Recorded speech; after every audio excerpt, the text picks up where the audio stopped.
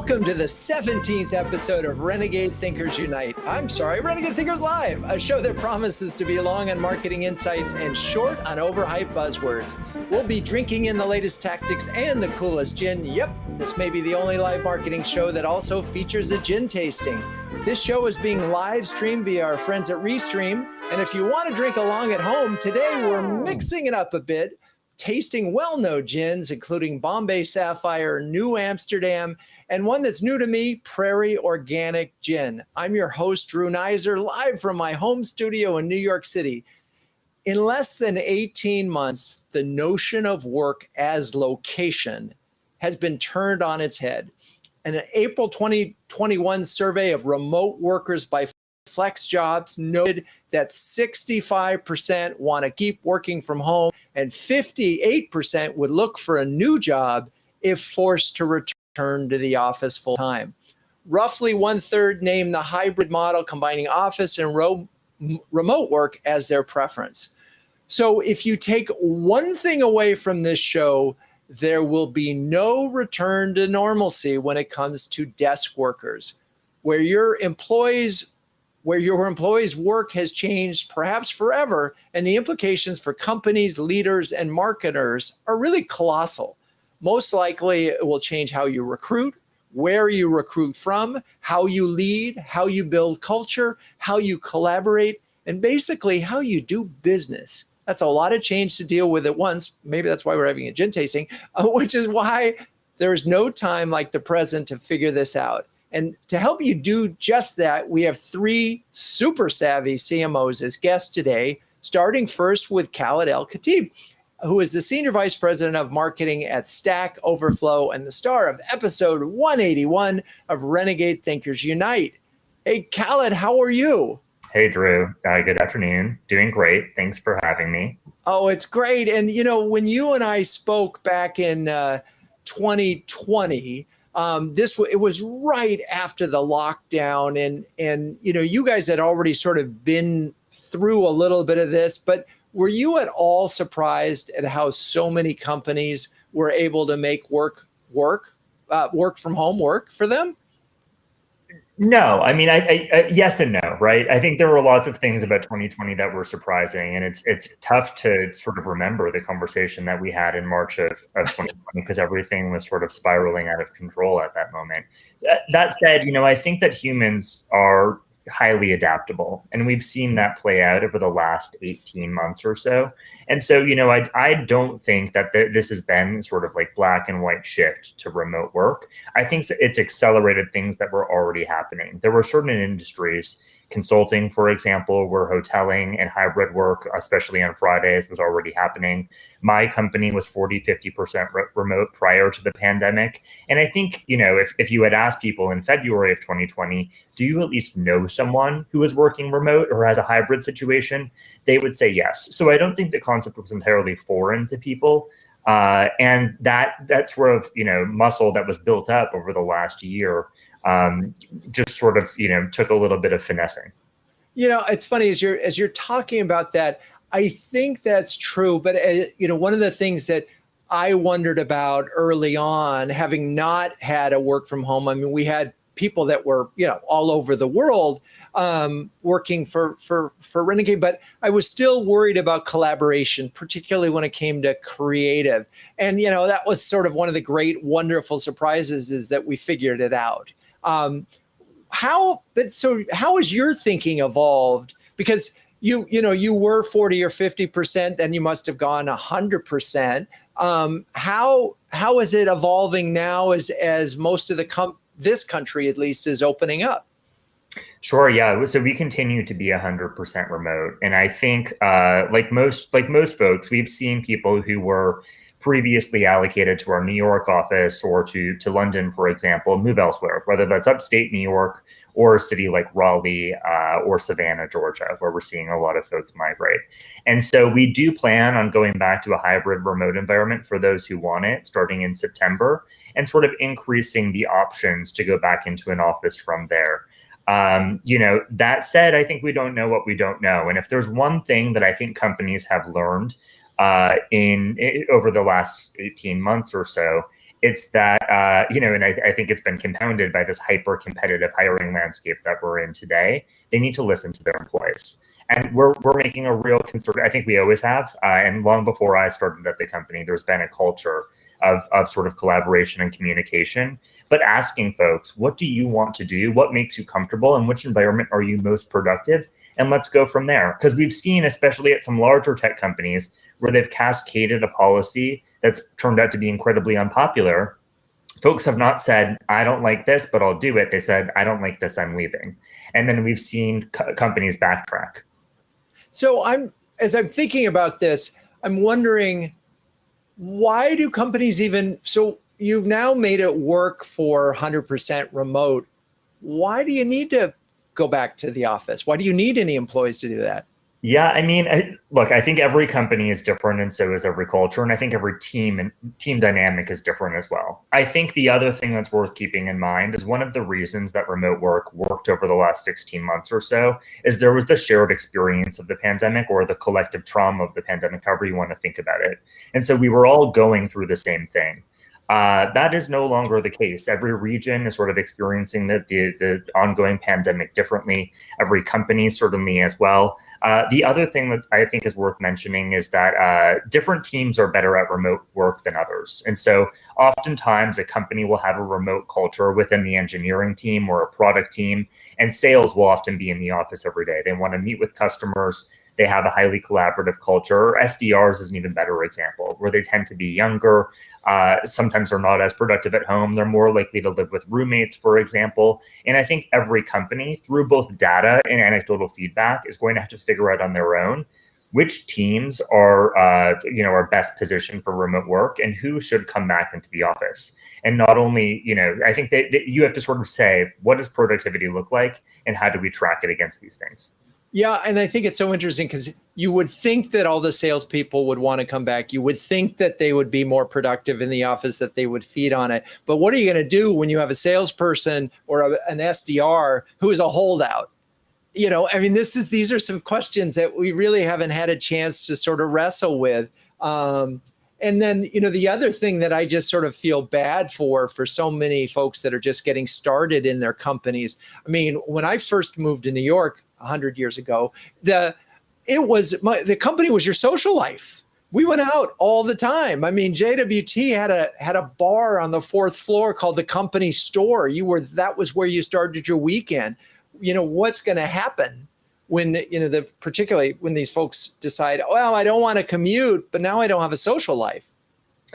Yeah, it's a great question, and I'm probably too old to effectively answer it. But I do think it goes back to this notion of adaptability. I'm still in New York. I'm in Brooklyn, and what I've seen over the last 3 weeks, this is the most social summer ever.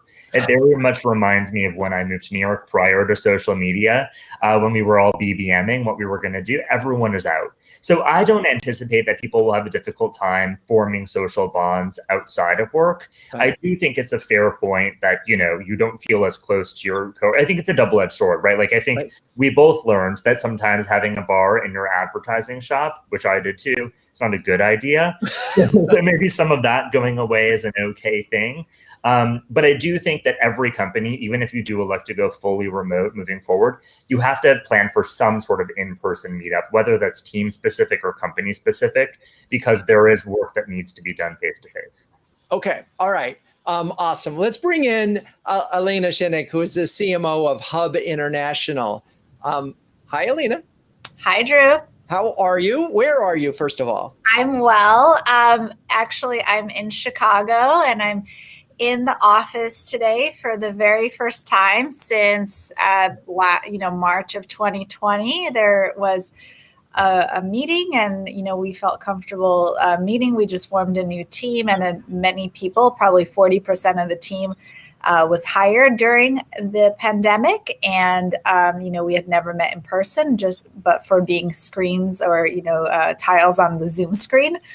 So it's an interesting day to be having this conversation. Oh, that's amazing. And of course, it means that you have a nice high-speed connection too. And so Was there any trepidation? How many people were back, and were you all in a conference room together, for example? So this was voluntary. Right. Hub is very thoughtful. So first of all, just to take a step back, we're in the U.S. and Canada, and right now we will be opening offices for the majority of offices throughout the country on July 12th with a voluntary return to office, really kind of approach through the summer, right through Labor Day weekend. And so it's very much enabling teams to slowly reintegrate into the office as they are comfortable, right, as they feel safe to do so. So anything that we're doing this summer is completely voluntary, and employees and teammates are just coming in only if they feel safe to do so, and following all of the safety protocols in the specific regions, in the office buildings, just being very cautious. Interesting. And so, but that's earlier than I've heard. And of course, it's voluntary. Well, it'll be fascinating to see how many people start to show up. All right, well, and let's start with you. Do you see yourself going back into the office regularly? I will be. I'm certainly not going to go. I'm likely not going to be in, 100. It's going to be an evolution. But I will say, I was in today for the very first time. I had an opportunity to physically, in a safe way, reconnect with colleagues who I've worked with for a long time and who I've continued to work with very closely throughout the pandemic on Zoom. And so in many ways, while we never skipped a beat, it was really wonderful to see them. And it was really wonderful to meet some of the new teammates, like I said, that have joined during the pandemic that we've never met in person. And it just kind of gave a jolt of energy. And, and that's why I think there's this beauty in hybrid, right? There's absolutely critical periods of time when people are heads down and doing work, and they should be able to do that in a space, on my team anyhow, that is the best for them, right? Whatever their quiet space is, their most productive space is. But, just kind of getting together and having that energy and seeing one another, I didn't actually realize in many ways how much I missed it, right? Because we just adapted, right? To Khalid's point, like, in the thick of COVID, we have to get work done. We have to make it work. And so you're like, this is great. This is all working. And now you're kind of back and you're like, wow, I really miss the energy that you feel, right, from seeing people. Yeah, and I really, it's funny, we had an outing of the Renegade team last week, and none of us has seen each other really since March 2020. And it was just great, and we had all been vaccinated, and we, all hugged it out. And it was lovely. And because all of us are sort of reacquainting ourselves with all of our friends and all of our workmates, there is this moment. I wonder again how it'll be. And, as we move forward, is it just a question of, if we see each other every 3 months, we can sort of have that feeling of connection, or is there going to be a competitive advantage by having your team back in the office, working and seeing each other on a regular basis? I think this is one of those this critical moment that is, with a big team like you have. I imagine you're thinking about that, and which will be, can it really be on an individual by individual basis? I think the answer is it remains to be seen, right? The company is moving towards a hybrid model, right? What's wonderful is that the leadership team and the executive management team is listening to employees and is really adjusting to kind of where the world is going, right? What our employees are saying. So I don't know that I have the answer today, and I don't know that I'll have the answer at the end of July.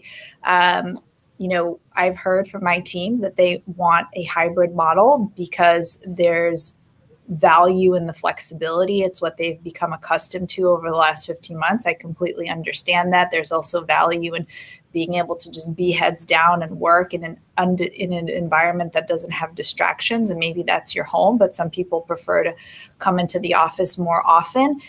What that will look like in terms of competitive advantage, I think we're going to have to work out those kinks. I think when people come back kind of like what I felt today and get re-energized, that will create a spark.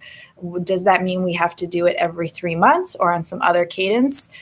It's kind of almost probably a project by project basis as well. Yeah, it's going to be so interesting. All right, well, let's bring in Mike Brannan, the VP of Technology and Marketing at Centric Consulting. Hi, Mike. Hi, Drew. Good to see you. And Centric has been a fully remote, or as you guys call it, a virtual company, pretty much from the get-go, which again puts you way ahead of the curve. And you and I've talked with your boss, the CEO, even wrote a book on the topic. Can you talk a little bit about the setup at Centric when it comes to remote work? I mean, this is just the way you've always done it. So give us a sense of that structure. Correct, Drew. And, we're a professional services firm, so our consultants spend the vast majority of their time at client sites. And so, from the very beginning, we've been, a hybrid work model or a remote work model. And, we focused on being digitally enabled from the very beginning. So all of our kind of core business processes, whether it's filling out a timesheet or onboarding an employee or offboarding an employee, we've thought about that digitally from the very beginning. So, it starts with kind of digitally enabling all your core business functions, right? The other thing, about 3 years ago, we rolled out Teams, Microsoft Teams. And if you don't use Teams, it's a Slack-like project. So we have a very good approach to various channels that empower our various operating groups. And so Teams has been really, really key. It includes IM, email, calendaring, all that good stuff. And then the last thing, and this is maybe a tad bit subtle, right, is when you're remote, especially, fully remote like we have been, it's really important to define your culture, right? And, that can be a squishy thing, right? But it starts out at the top with your kind of core values and who you are as a company. And it gets all the way down to like, are you or are you not going to be okay with what seems like silly things like letting people move the laundry along or taking a call while they're walking, right? And then, making sure as an organization, you're really aligned on that culture because it kind of empowers how you operate and how you are and what's okay and what's not okay as a remote company. The culture point is really a great one. And I want to get into that a little later on. So I will circle back to that because there are a couple of things that I want to talk about culture, because we've got the culture that we need to retain employees. We've got the culture that we need to recruit employees. And but we don't have the physical office to do it, which is such a part of it. So we'll get back to that. So what do you see? So what's interesting here is in your model, the physical contact that your employees got was with a client, right? They were at least physically there, but they, for the last year and a half, have not even had that. They've had to learn to do that. So, and your customers have gotten used to that. Do you see, and do your consultants imagine going back to physically being on site? One, because it's just, again, it's nice to see people, or are they going to be in their cubbies at home? That's a great question. And the answer is kind of subtle, right? Because as a consulting company, if you don't have your client needs paramount at the very top of whatever you're doing, it's going to be a problem. And some of our customers are okay with remaining remote. Other customers have said, hey, we want your folks back into the office. And so what we are trying to do is going through literally all of our people and saying, what's your preference? What are you comfortable with? Are you okay with going back in? And if they're not, we're trying to accommodate them to the greatest extent possible. I will echo what the other CMOs on the call have said. We're seeing our clients, greater than 50% are embracing some kind of a hybrid model. And if we have a consultant that doesn't want to go back, we're going to try to move them to another client because, again, people are not saying, I don't want to go back. I'm okay with it. Our folks are saying, if I can't be remote, if I choose to be, I'm going to quit and go elsewhere. And that is what our customers are telling us as well. Our clients are, if we have a client that says, hey, we're going fully back into the office and that's the end of that, we say, well, good luck with that, but I hope you got a good recruiting function because you're going to need it. Yeah, as an advisor to them, but also it puts your company in an interesting situation, because if you have a consultant that doesn't want to go on site and the customer wants you to go on site, that's when it's going to really get interesting, because you're probably going to want to, you don't want to lose the client. Yeah, and we have some flexibility, right, to move our people around. In a lot of cases, that's possible. So we're probably in a special situation there. We can try to accommodate the employee. We have not yet come to a place where it loggerheads with an individual about, I will not go back, and we don't have anywhere else to put them. So we'll see. I remember in Larry's book, it's Larry English is the CEO of Centric. He talked a lot about some of the things that you did to sort of bring people together. Is this some of that stuff that you used to do? Are you starting to do those kinds of things? Yeah, absolutely. We have our tradition, our rhythm is to have 3 in-person meetings a year for the entire company. So we'll bring everybody together 3 times a year. That's our standard way we've rolled. And our first in-person meeting is September. But then I would say, we as a company during the pandemic have been doing the same kinds of things most companies have been doing: virtual happy hours, virtual games. Our teams, our various operating groups typically have weekly meetings where we vary the agenda from being, completely serious about business topics to being completely light and, three truths and a lie and that kind of stuff. Yeah. Yep. It's so, the 3 in-person meetings and the media, when I hear that, the first thing I want to know is, are you making sure, does everybody have to be vaccinated to be able to come? We as consult for our company, no, we're not mandating vaccinations. For our customers, we follow the customer's guides. So of course, if the customers say, hey, to come back on site, you need to be vaccinated, we adopt their policies. Interesting. Very interesting. All right. Cool. Wow. So many different questions that I have for the whole group. Let's bring everybody back. And let's talk about this culture and what it means. And so there's a couple aspects of this that are going through my mind that may or may not be actually the same topic. One is this notion of, how do you, particularly at startups in the tech world, the office was such an important part. It was the hub where people came together, and you'd have your playthings, your ping pong tables and your bars or whatever. And that was part of the culture of getting people to connect and talk. That was part one. And then part 2 of culture is sort of the values of the company, and how you reinforce those when you don't get to see physically the bosses and the other people exhibiting these things in real time. And then sort of number 3 of this culture thing is, you're no longer recruiting for culture fit, you're recruiting for culture add. So I've really sort of thrown in wildcards that may or may not be on the same topic. But now we're going to talk about this hybrid situation where we're going to have some people in the office, some people at home. And I'm just curious if you guys have started to think about culture in the context of that mess I just threw out there. Help me. I know, Khalid, you will have thoughts on this. You're on. Oh, he's on mute. Sorry, hang on. Sorry about that. Yeah, I do have thoughts. I think a couple of things especially come to mind. One, I think that values are super important. They should be rather aspirational, but you should always be able to ground what you're doing in them. And I think one thing that has to shine through in your values, your communication style, and your culture is authenticity. I think one of the really positive aspects of the last 18 months or so is that people were more vulnerable than they've ever been before in a work context. If they were struggling, they often said so. If they were dealing with personal issues, they were not afraid to air them out. I think that I want that to continue to play out. And I think, other sort of macro things happened at the same time. tough conversations around racial equity, non-optical allyship, and I'd hope for those to continue as well. So I think that this sort of authentic communication style, whether you're fully in the office, remote, or hybrid, should be ingrained in everyone's culture, because it's an expectation that especially younger workers will now have. The other thing in terms of hiring people, I think that culture fit was always sort of a sort of fake thing, a false flag. I think that I'm excited to see that go away. I think that it should always be culture ad. And that we need to think much more holistically about who we're bringing into the company and what they can bring to the table.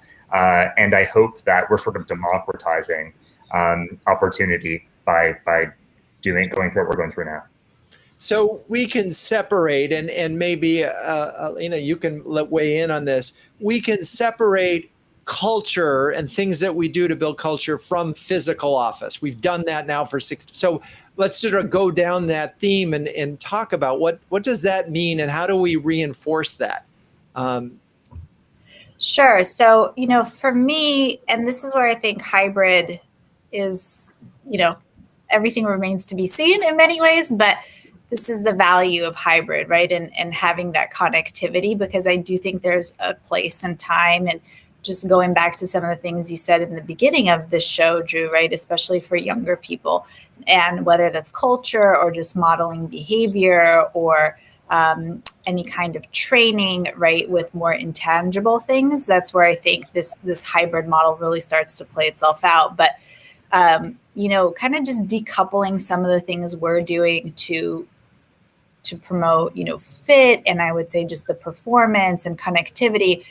For example, we'll be doing additional things all around communication, right? Because as Khalid said, authenticity, right? And the ability to communicate. And one of the challenges in a virtual world, I mean, look, it's a challenge when you're in person, but it's probably heightened, right? Is communication and clarity, right? And moving quickly and typing fast emails and just, how that's interpreted, or text messages and how that could put things in a tailspin and so forth. And so I'm really focused on bringing resources to my team, whether it's kind of improv classes all around radical candor, or just really being very deliberate about providing tools and creating, virtual groups and sessions around communication and, what is okay and how we can communicate with one another, and not to overlook kind of simple things that derail day to day. So that's something that's, I think, really critical in order to continue to maintain this momentum, particularly as now we move into hybrid, right? Where everyone isn't all hybrid or all remote all the time, or all in the office, right? And so communication is so critical in the context of culture, in the context of productivity, in the context of trust. And so we're putting a lot of effort. I'm doing a lot with my team moving forward to really provide the tools for everyone, right? To level set, how we're talking to each other, how we're interpreting things, and so forth, because that to me is really critical in this next phase. I'm just making a note to our producer, Melissa. I think we definitely need improv classes to add that to our list. Okay. Mike, any thoughts on this area?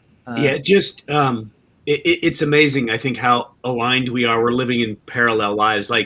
As a remote company and as consultants, we have to have hard conversations with our customers all the time about scope and what we think about what you're doing, right? And so for a very long time, all our employees have been given a book called Crucial Conversations. And if you don't know that book, I'd recommend it. It's good.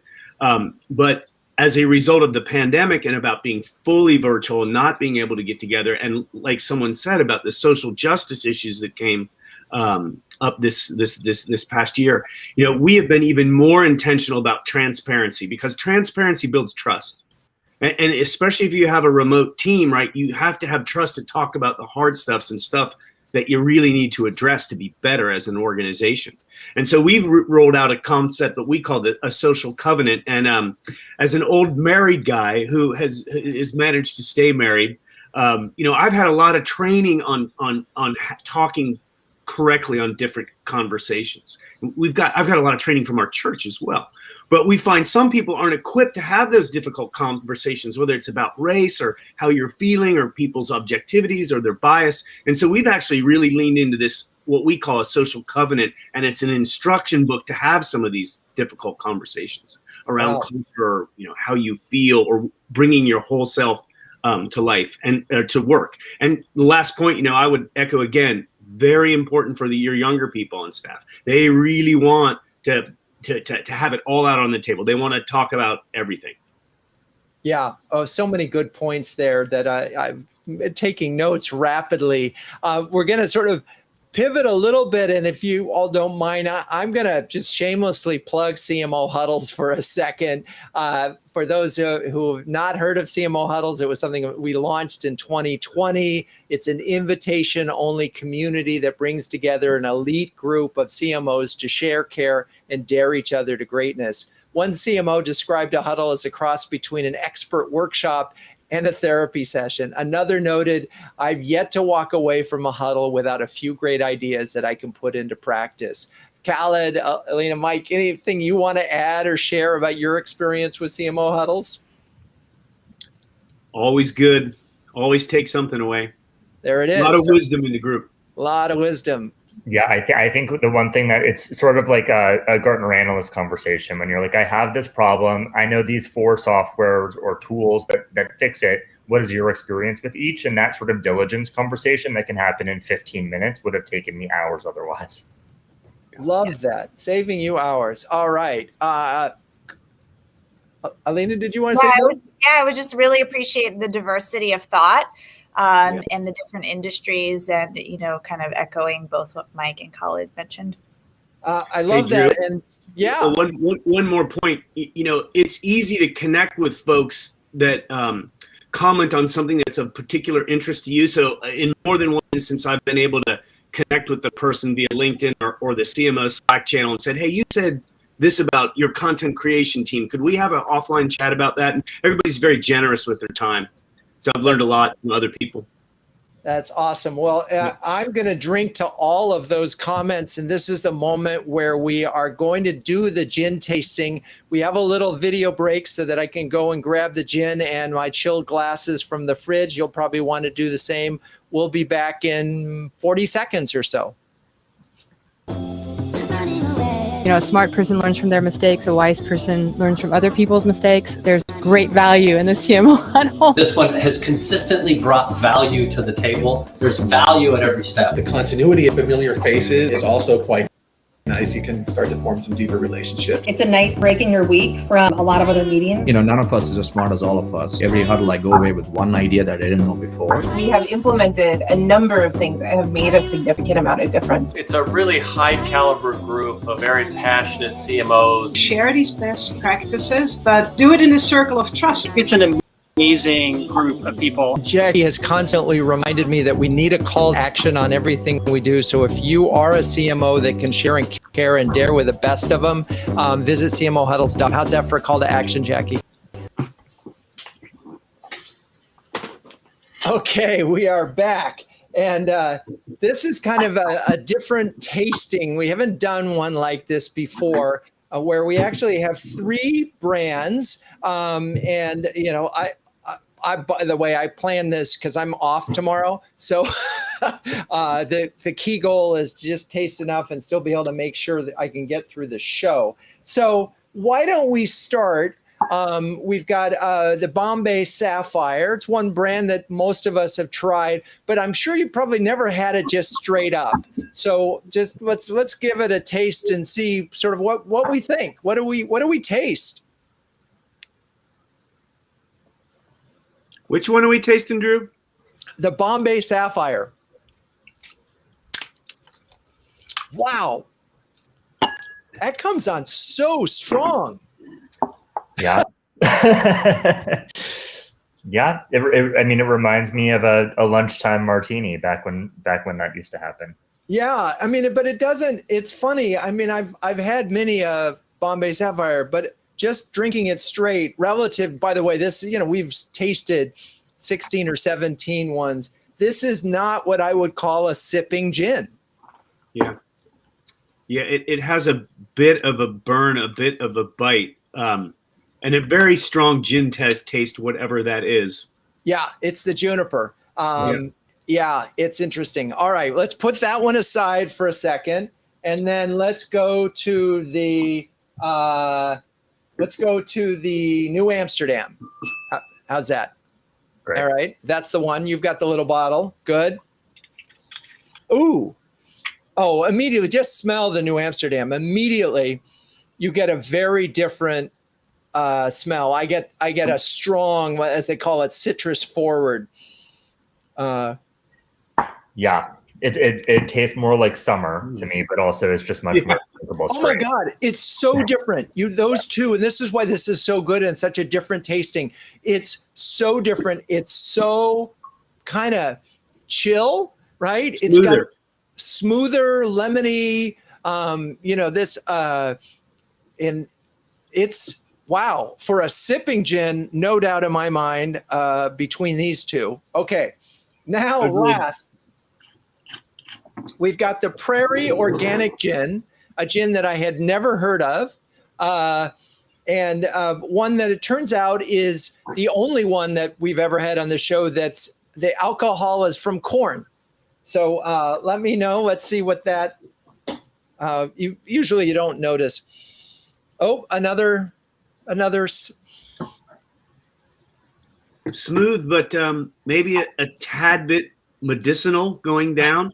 Oh yeah. Oh, Yeah. there's that menthol or Cough syrup. cough syrupy. Yeah. Very different. Interestingly, this Prairie Organic has a little bit lower alcohol than the other two. I'm from Iowa, so I feel like I should say I like it best because I have a special affinity for corn. But the New Amsterdam is leaps and bounds around the others. Right? I mean, I think this is an easy one. I mean, so what's funny is, by the way, this is hilarious. So I bought this long before we started the gin tasting program. So that's probably. And I had not even opened it until the show because once we started this, we had so many other gins to taste. But I'm absolutely thrilled that that's the one that we have because it's an easy winner. Yeah, from sipping, I'd definitely go New Amsterdam. And my father is a martini guy, and my father-in-law is a Manhattan guy, and I have turned into more of a Manhattan guy. So I'm not an expert, but I will say the Sapphire. I love this.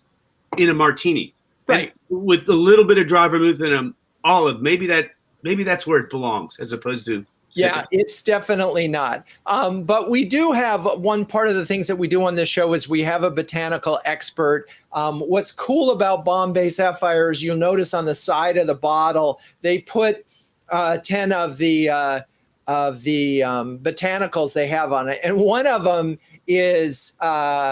Let's see, which one is it? Nicole, let's see, which one? Oh, Grains of Paradise. Nicole, what the heck is Grains of Paradise? Well, Grains of Paradise, and actually we call that Melegueta in Latin America, and it's part of the ginger family, and its seeds are used as a spice. Okay. It is native to West Africa, and it has a black pepper-like flavor with hints of citrus. Fun fact, Grains of Paradise was used in European beer and winemaking until the 19th century. Wow, very cool. All right, thanks, Nicole. That was great. Thank you. All right, we'll see you later.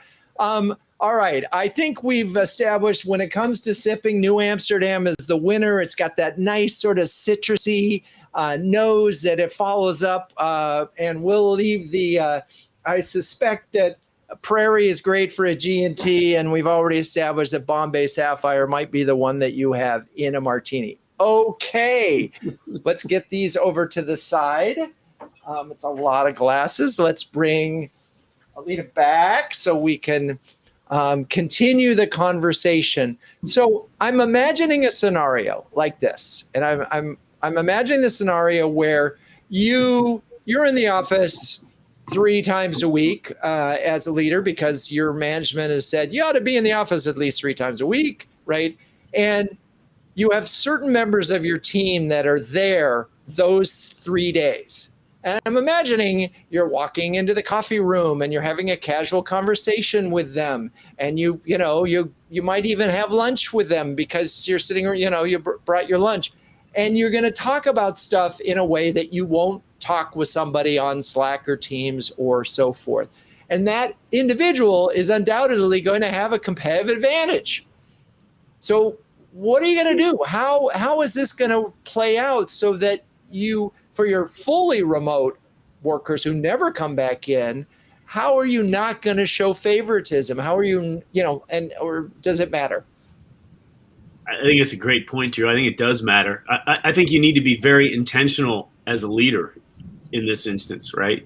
You need to be aware of those quiet, remote voices and give them airtime, and maybe go out of your way to build relationship with them, right? Because you don't want them to be marginalized. Be purposeful about sharing growth assignments with those remote workers. And, I don't know if bias is the right word, but really be aware that you could very much become biased as a result of that. The in-person FaceTime. Go ahead. I would jump in and really echo that is you have to be intentional. And of course, that's going to happen in the hybrid environment. You will see people, you will have lunch with them and talk about things. And while you can't, and let's say you're talking about projects with multiple teams, I mean, you can't send notes for every lunch conversation. I completely understand that's unrealistic. But I do really encourage my team as we start to figure out what hybrid means for us. If you are having a sideline conversation, or if you did talk about things at lunch and there's a small project team and two of you happen to be in the office, take the 5 minutes to send a note. Take the 5 minutes to send a quick text message. Take the 2 minutes to send something via Teams. It doesn't have to be formal, laborious exercise, but to start to create this habit, right, that you're a team, right? Some of us see each other, some of us are remote on certain days. But if you had some kind of aha, really cool idea or the nugget of something, or just even a recap with like critical next steps, you have to really take a step back and say, what would make me feel comfortable when it's my remote day, right? And you would want your colleagues to fill you in. And again, I think just something informal and starting to create those small, I feel like everyone is using this term stackable habits, but 30-second recap, send the note, send the Slack message, whatever it is. I think that goes a really long way to building your own habit and also creating inclusion. And then we're really thoughtful, and I'm really kind of deliberate about this with my team, is on project teams, creating co-leadership with kind of people who tend to be in the office and people who are in completely different parts of the country, or because I have a field marketing team, as many of, I'm sure the CMOs tuning in or in your group do. And so, and some people are here in the corporate office in Chicago. And so our project teams that have co-chair opportunities, as much as possible, trying to create co-chairs that somebody's in Chicago and somebody's in California. And that creates an even playing field, right? Because automatically you're bringing people together. And then another great tip is that I heard and that I'm starting to use more is, even give remote employees, especially when you're in hybrid meetings and you have a number of people in the office joining from a conference room, be deliberate about asking those employees who are remote to actually lead the meeting, right? So you're forced to really kind of not forget screens on the wall. Like the employees who are remote should be the leaders, right? And so again, it creates that level playing field, and it sends a signal that it doesn't matter where you're physically sitting. We are one team and everyone has an equal role and is equally important in the contribution. And just because 3 of you happen to be in home office today, that's okay. The person whose day is remote is just as critical in this team meeting as any of you, and they're leading. Yeah, I love that. And by the way, give me 1 second. So stackable habits, I hadn't heard, and I love that. I'm going to throw into the mix that we need to be thinking about FOMO fighting, right? This is part of your job description now. Mm-hmm. And then I just wanted to sort of shout out to Khalid, because we talked about that this week in a huddle, that you have a policy that you could share about how you also keep it level when you have remote and people in the office. Can you just share that? Sure. Yeah. So prior to the pandemic, we've always been sort of a remote first company. And so if we ran a meeting and one person was remote, everyone operated as if they were remote. So we would all do the meeting from Zoom. We would all have a square on the screen. And that worked quite well. I think another thing that's worked well is sort of having personal conversations with people who are remote, building a repertoire with what they're doing over the weekend, or sending them a recipe that you worked on or something like that. So some of the small talk or coffee chat, is not lost on them. And then I think the final point that, relative, I think everyone made really extraordinary points and things that we're certainly thinking about. But the other, and this is a more macro point, is we don't know what we don't know. This is an accelerating trend, and the world has changed more in the last year than it did in the last 10. And so I think that what's really important is marketing, the people team and other sort of components of leadership need to be super deliberate about which data we're collecting and what that data means. And so if we're promoting people or giving comp increases to people who are in the office almost exclusively, we need to be transparent about that. If productivity is really high for sales reps who are in the office and really low for those who are remote or in field marketing teams, et cetera, we need to hire differently. And so, I think that we just have to track everything and revisit on a very regular basis, because everything now feels very hypothetical. And that's such a lot of really good points. I just want to, again, put a punctuation point on. I love the notion of tracking it, not to be big brother, but just to make sure that you're being fair. That's part one of this, right? Is that if you're just promoting people who are in the office and you have a problem, but if you see that your productivity is higher among people who are in the office, and that's a whole nother thing. And now I know, Mike, you were going to say something on this topic. And yeah, just a couple quick points. Elena, you made me think of something. Maybe it feels a little profound to me, but I think our bias is to think that remote is bad. If you're remote, that's not as good as in office. But why do we think that way? We could be empowering a lifestyle for a person that's really important, whether they have challenging kids or they're a caregiver. Like, why not just embrace it and say, hey, good for you, you're remote. We're going to do everything as a team to support what you need to do. Who doesn't want who doesn't want less traffic on the roads, right? Like, why aren't we all kind of like go remote workers, right? And then last thing, I think we also have to encourage our remote workers. You need to be smart about being remote. You need to show up when there's in-person functions, even if it's hard, right? You need to come to your one-on-one meetings prepared, and you need to build relationship. You need to be the person that's using the back channel to, hey, you said something interesting, I'm so-and-so, let's talk about this, right? You need to be smart about it as well as a remote worker. Yeah, all great points. Why not?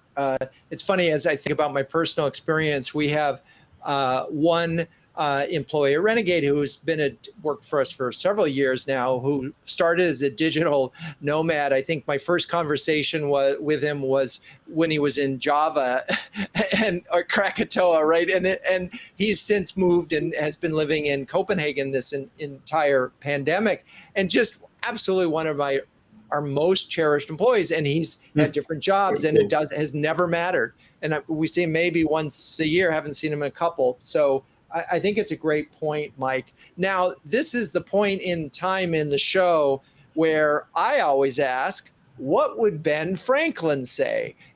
And so thinking about how much many of us have enjoyed working from home, and kind of to your point, Mike, about why are we looking at remote work as bad? I thought this Franklin quote was perfect. I acknowledge that solitude is an agreeable refreshment for a busy mind. And I certainly, as I speak to you from my home studio in New York City, I totally feel sometimes that the solitude that we have has been extraordinarily helpful. So, all right, let's keep going and sort of get to some things we're guessing here, right? We don't know exactly how this is going to go, but the role of the office is going to change. Right? It's going to change dramatically. The way we think about office is going to change. Do you have any thoughts on how you want it to change personally, and what that's going to mean for you as a marketing leader. Who wants to go first? We'll go back to Khaled. I mean, I would like for people to see the office as a positive place where things actually get done. I think if we're saying that people are going to go back when they want to go back, or when they need to have a meeting or a meetup or a collaboration session, and that's 1 or 2 days a week, then I hope that people don't wake up in the morning and they dread going into an office. That it'll truly be the sort of innovation, collaboration, or creativity hub that so many companies have aspired for their offices to be for so long, investing like in slides and chic cafeterias and nap pods. I think, if people go with true purpose, that's sort of the North Star to me. Mm-hmm. Mm-hmm. Yeah, it's funny. We heard from one company that was going to, you can do whatever you want, but you only get a desk, an assigned desk, if you're in the office 3 days a week or more. I thought that was an interesting approach, and again, to try to, in some ways, reward the person who comes more, which again is an interesting perspective and goes back to what you were saying, Mike, is why are we even thinking about it that way? But other thoughts on the role, how office, the notion of office changes? Well, go ahead. I'll go. Franklin was a fascinating guy, right? Your life will be enriched by reading a biography about a guy like Franklin, and really most historical figures. But that aside, the cat's out of the bag on remote work, right? It's possible. It's doable. It can work. And we were forced on it. We were forced into it. But so many companies that we talk with are embracing a hybrid model. And, why not? Right? Who doesn't like quality work? We have a lot of employees that have to do a lot of deep thought. They're writing software, they're writing code. And we have many employees that tell us, hey, I really get a lot done at work. I can be very productive. I can shut everything out and really roll with it. So, I think the smart money is really embracing the hybrid model and using that office time is, great brainstorming time. I know when we go into the Centric facilities that we have, typically they're at WeWork places. It's about a big meeting, a big brainstorming session, a design session, and it's terrifically fun and people like going in and doing that. But it's also good to have the opposite where you're not heads down, cranking out quality work. So one of the things that we've been talking a lot about in Huddles, and I think it has to do with this topic, which is there is tremendous competition for top talent, particularly in marketing departments. Your marketing ops person is getting, your top content person is getting pitched all the time. What role, if any, does office at this point play in retention or recruiting? I mean, and how are you looking at it? Because a lot of the conversation has been about, we really don't care about the office because I can recruit from anywhere now. Mm-hmm. Just curious, as you think about it, in some ways, the notion of office has been somewhat restraining. And this has got to be liberating for you as you think about building a team anywhere in the world. Mm-hmm. Who wants to jump in on that? There was a question. It's a case-by-case basis, right? I mean, and it really depends on the people, kind of why we're having this conversation at all, right? For some people, it's a non-starter. If you're not going to offer whatever they're looking for in this chapter of their life, kind of after 15 months of the pandemic, then you may risk losing them, right? If they believe they can get more flexibility somewhere else. But I think it's, finding the balance. There's high competition for talent. There's also a wealth of talent out there. And so just understanding your business needs. And can some people be truly 100% remote, or do they need to be more hybrid? And then, I also just look for people who are, of course, very talented, but just also flexible, I would say. Mm-hmm. If people want to be fully remote, look, that's their personal choice, and they will find opportunities to do that. But why is it? Are they just completely inflexible for just general reasons? Because I think, to me, it's hybrid. Of course, this is the crux of the conversation, but the people that will thrive, right, and the people that I would be looking for are just those that are flexible, right, and kind of adapt with whatever is required. And so there's just kind of this combination of what's driving these decisions. Yeah, I just keep thinking about the Silicon Valley, all these companies that invested so much in office, right? And, the lunch food there, the gyms, the running paths, all of these things that were meant to sort of attract and retain. And now we take that off the shelf. And in some ways, it's leveled the playing field in that your physical structure has nothing to do with your employer brand, or may not. So that puts so much onus on you, I think, the marketer, in sort of, okay, what is the virtual brand? What is the virtual company? Because you don't have the lunchroom and the treadmill and that necessarily you're selling. And do you think about that as we move forward in 2021 and 2022, that suddenly the role of marketing in some ways is probably more important. The role of brand is more important because there's no physical. Yeah, I think it's really a both and kind of model, Drew. Like, if you think about the activities you do that are really enhanced by having physical space in office, think of hierarchical kind of tasks where you have senior people mentoring and taking care of more junior people, right? Marketing specialists, coordinators, working with their copywriters and editors or their creative brand staff. Those people need that extra touch, right? There's real power in being able to knock on someone's door and say, hey, I'd really like to, pick your brain about something. And in the other instance, I think, is the highly creative task, and you nailed it with brand, right? Like, our brand team, they love getting together and physically, pressing the flesh and using the whiteboards to come up with the next brand campaign and the next brand idea. And so I think you got to be really intentional again about, like, what are you trying to accomplish in a given day, and when does it really make sense to pull people in? I think the slides and the toys and the ping pong tables and the foosball tables, I think you might see that change, right? As hours in the office are less of a requirement. And so if you're, in the office 50 hours a week or 60 hours a week, do you really need those, those break times as much, right? As a virtual company, we have the foosball tables and the ping pong tables, but they don't get used that much because people aren't in there as much, right?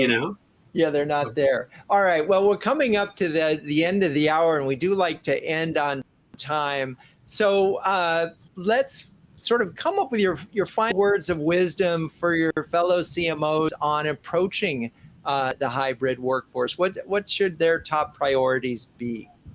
And we'll start with Khalid. I think this is where feedback is super important, and not just anecdotally. I mean, listen to employees, survey employees regularly and consistently as things continue to change, but also look at the data. What's happening to productivity as your policies evolve? Are you being fair? And be transparent around both. Say, we're making this decision because here's what we're seeing in the data, and here's what we're hearing from you. And I think that's where companies are going to win. It's not just going to be about their hybrid strategy. It's not going to be about the slide or the foosball table. It might not even be about the mission or the values. It's going to be how authentically they communicate and how transparent they are with employees, especially as things continue to change. Perfect. Okay. Ellina.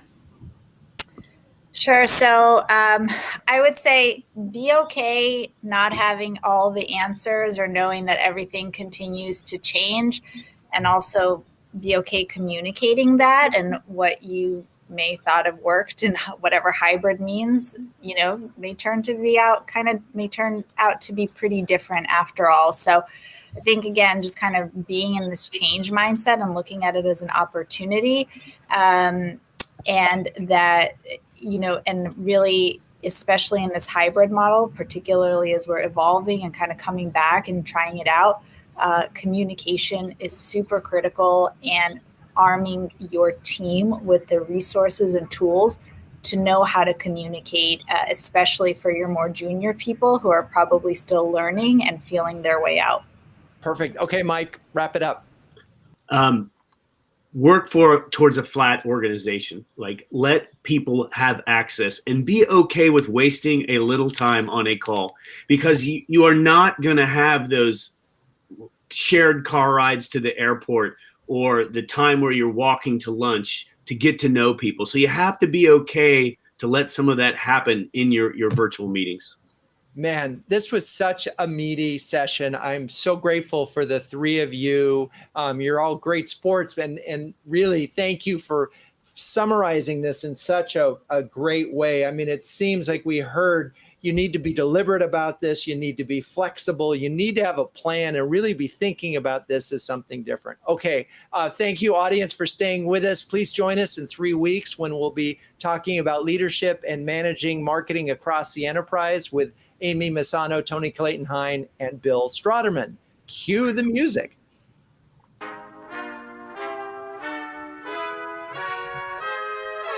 Renegade Thinkers Live is produced by Melissa Caffrey. Our intern is Sam White. Our botanical expert is Nicole Hernandez. For show notes and past episodes, please visit renegade.com, home to quite possibly the savviest B2B marketing agency in New York City. I'm your host, Drew Neisner, and until next time, keep those Renegade thinking caps on and strong.